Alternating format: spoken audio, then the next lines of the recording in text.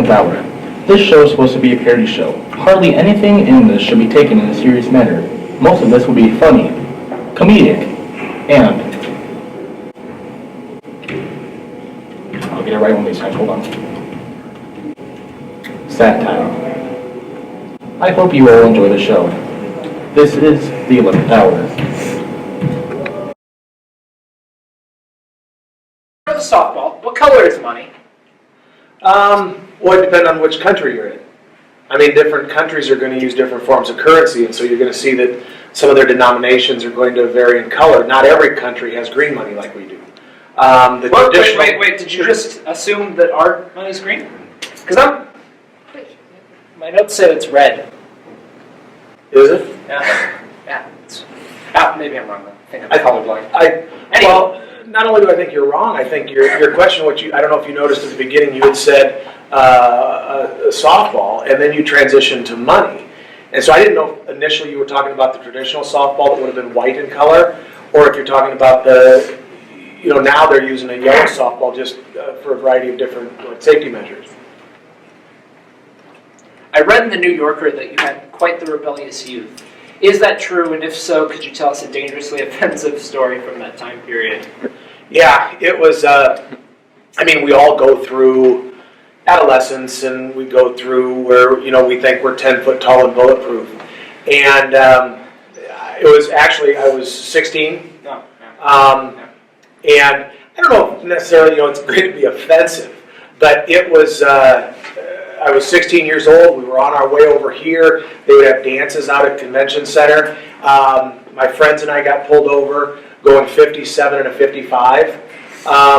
It was exhilarating. 57 and a 55. Hey, give me a mic. I don't know. We had audio this whole time? I don't think we know. Could you speak into this loudly? I would if it was on. There's no reason for you to insult me on my own show. That's not necessary. I don't see what the point in that is. Continue. Convention centers, and you're a criminal. You're a criminal, right? Well, how did you get a job with the criminal record you have? Well, the going 57 and a 55 wasn't anything that continued to be on my criminal record for a long period of time.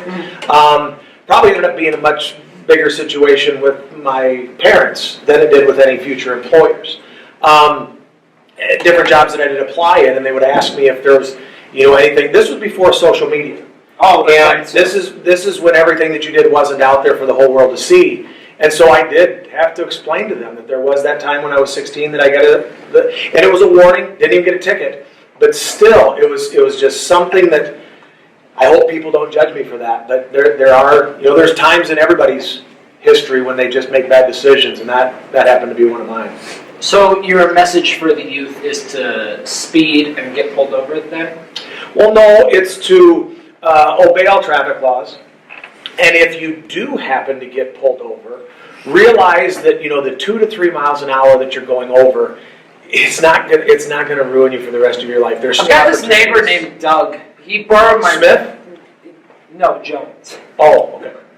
Different Doug? Yeah. You wouldn't know him. He lives in Ackley. I'm sorry. Aren't you a Hampton resident? I thought you'd said he was your neighbor. He is. Okay. So he borrowed my brake and refused to give it back, despite the fact that he promised me last July that it wouldn't take, and I'm quoting him on this, any longer than a lamb's mating call. Mm-hmm. What does that mean? Somewhere between 13 to 18 minutes is what he figured that it was going to take him to rake. And so evidently he must have done that late enough in the season that it ended up being longer than what he had anticipated. Yeah. On a day-to-day basis, how often do you use algebra? And if you're uncomfortable with that question, substitute algebra for geometry. Well, I think everything is there's a different angle to everything that we face in life.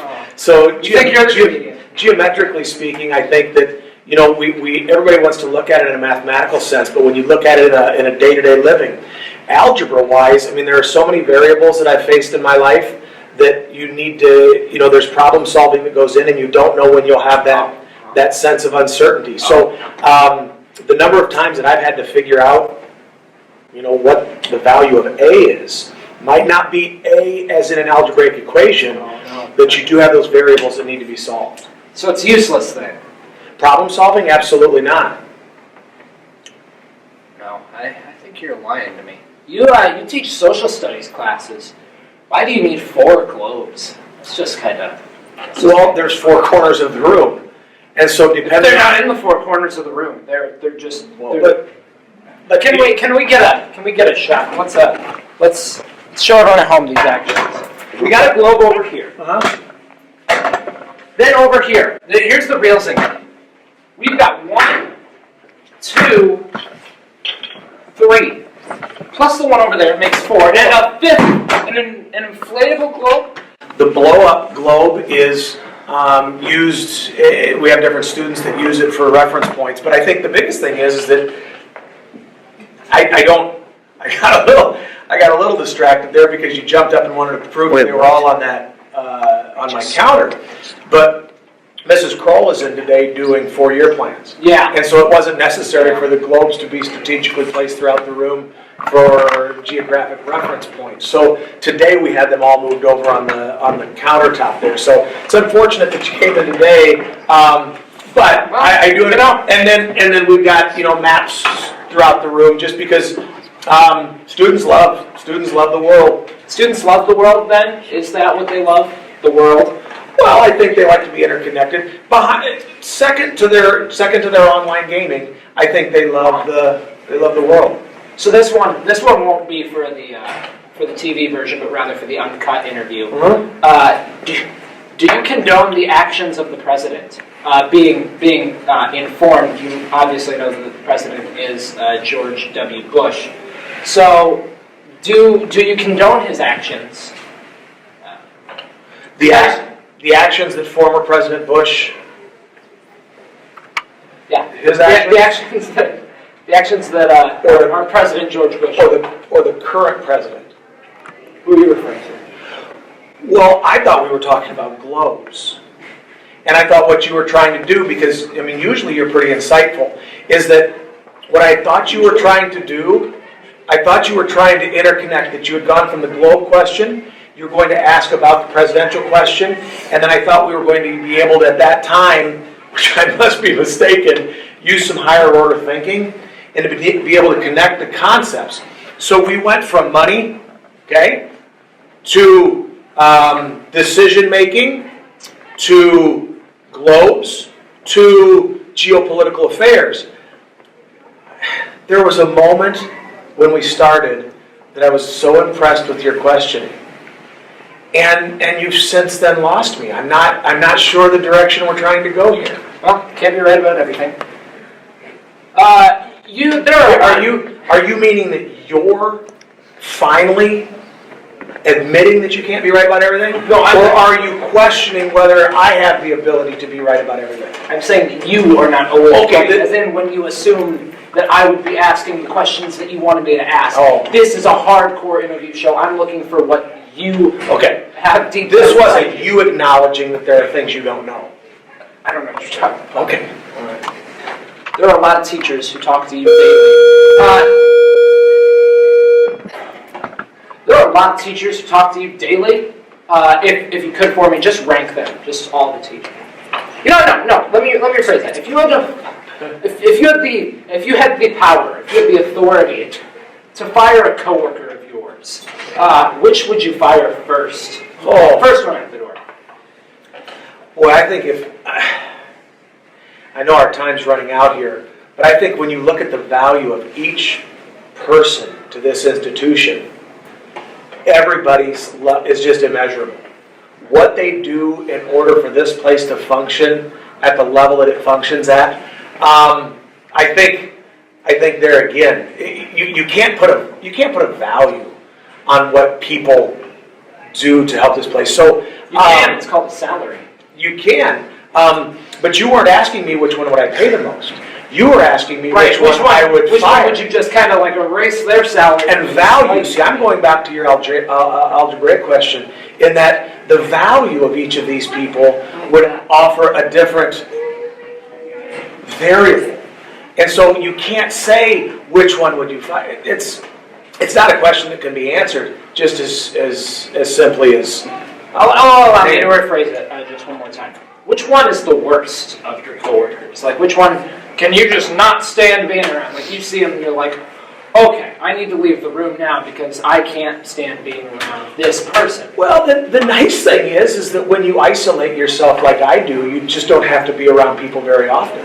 And so, kind of that one-man wolf pack type idea that I'm in here, your cameraman's nodding, your support staff is nodding. They realize is that there are so many wonderful people here that I just, anything else? Well, just the last thing that I wanted to say is that I think that you should take a few classes on interviewing. Some of your answers weren't up to par. You didn't use correct. Whose golf course? You said not up to par. Yeah. What's par on your course? Par on my course? 4. So, your wingman over there was telling me 4 or 5. I don't. Well, here's the thing about golf. Okay. Sometimes you're Tiger Woods. Other times you're Larry David. So, you can't always be a beggar. Sometimes you gotta be a chooser. Your microphone doesn't work either. You don't have it on yet. These transitions are supposed to be a stupid type of funny, none of which should be taken seriously, and these transitions will appear after every skit. Enjoy the show. Okay, there are 2 Catholics in the Pope. No. Okay. Nope. We're not gonna do that. Can we move on to me? We've just got some censorship issues. Okay, how about Shakespeare, the player, the man? Nope. We're not gonna talk about Shakespeare's sex life. I had a dog once, and we did what we called an accidental. I can't go there. Well, what were you gonna say? What was that? Accidental neutering. Nope. Let's keep going. Nope. Let's. This one time, this is a good one. At band camp. Nope. That's not happening. Okay. All right. I'm totally being censored here. Yes. What happened to freedom of speech? The school board is what happened to freedom of speech. Oh, okay, I understand. Okay, so you want a good story? Yeah. Okay, so this is like, I have many stories, childhood, college, etc. So in college, I find who I think to be the love of my life. We are just clicking, and finally he makes the decision to take me to meet his parents. Now mind you, I was in a little skirt, I had my little slippery shoes on, I was looking all perfect to meet the parents. But it was winter, January in fact, and I believe it had just freshly snowed at that point. So anyway, I am driven to this place in Cedar Rapids by my boyfriend, aka Mike. Mike gets out and he starts to go around the car. Well, I get out as well. Unbeknownst to me, my new shoes were extra slippery at that point, and I did a full like underneath the car, just like cartoons. And the next thing I heard was this. I heard my boyfriend at the time, aka Mike's voice saying, Carolyn, where are you? I said, Mike, I'm underneath the car.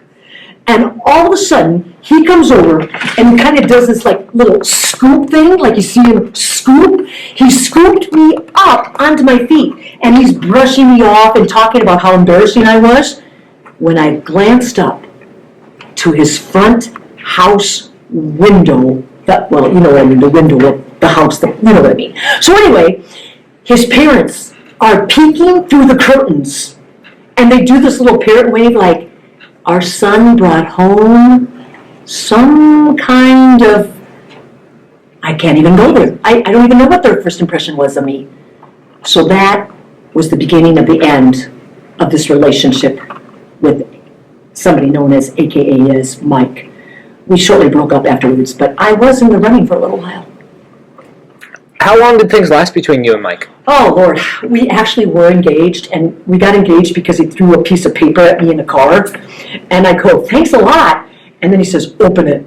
And I opened the piece of paper, and it said my first name and his last name. And I said, do you want to marry me? And he said, I took that very yes. So I ran full board with that. You know how I am. I get very enthusiastic about commitments like that. But then another time I went to his house and realized that his family was enamored of professional wrestling. We called it at the time WWW. Anyway, when his family was cheering and cheering on these fake wrestlers, I realized that our relationship was broken.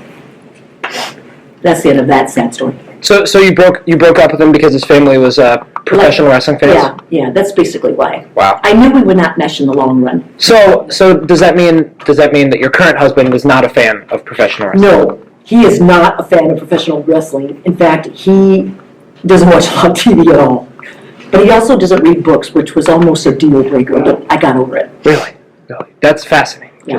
I have a lot of more stories if you want to know. Could you maybe tell us one more story? Are you looking maybe for like a childhood story? Sure, yeah, let's go with childhood story. Many people are familiar with the story. I had a torturous brother named Douglas. Yes, we are not going to applaud this young man. Douglas was evil. Born evil. Yes, whatever. Evil. And Douglas somehow convinced me to go down into a sewer to get a ball. And like I was always the naive child. Yes, I'll go get it. So anyway, I go down into the sewer and he puts the lid back on the sewer and leaves. Now I tell people most of the time that he left me for 12 to 16 hours, but it was probably more like 2.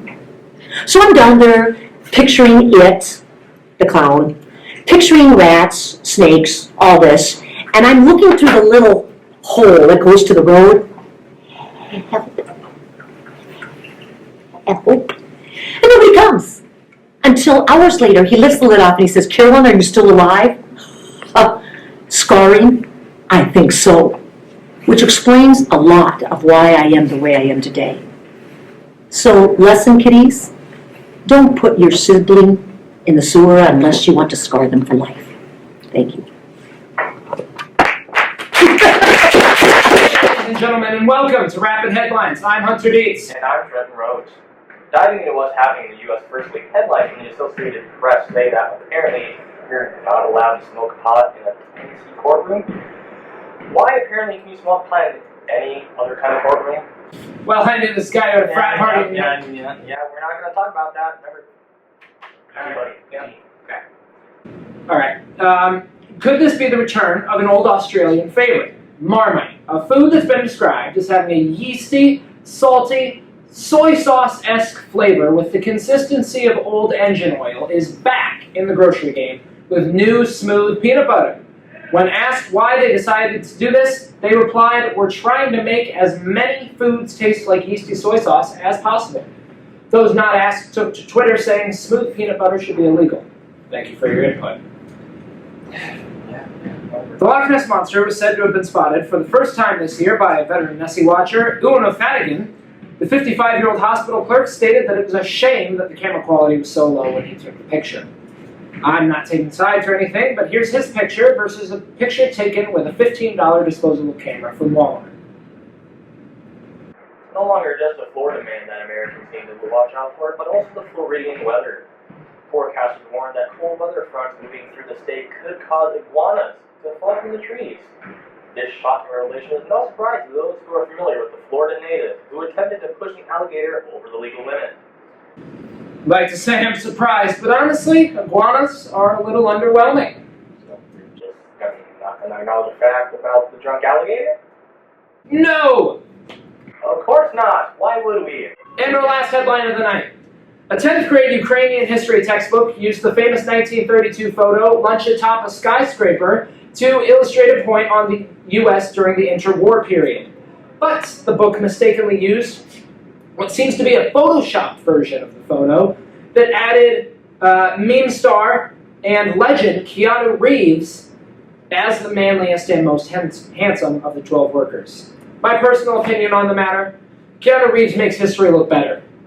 Make Keanu more than a misprint. Intentionally place him into historical scenes because he deserves it.